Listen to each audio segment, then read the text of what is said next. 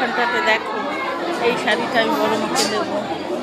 খুব ভিড়, 9:30 10টা থেকে লাইনে দাঁড়িয়েছি, এখনো লাইন শেষ হয়নি। মেন রোড থেকে আমরা লাইনে রয়েছি, মেন রোড থেকে।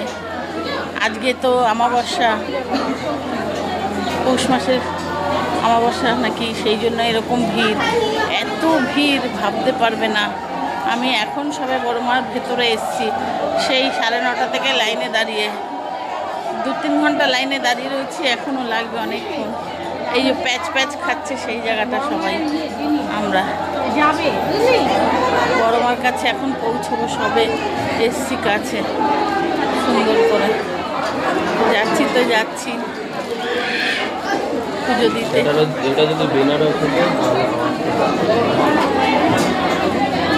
বন্ধুরা তোমরাও এসো, ভালো থেকো সবাই, সুস্থ থেকো।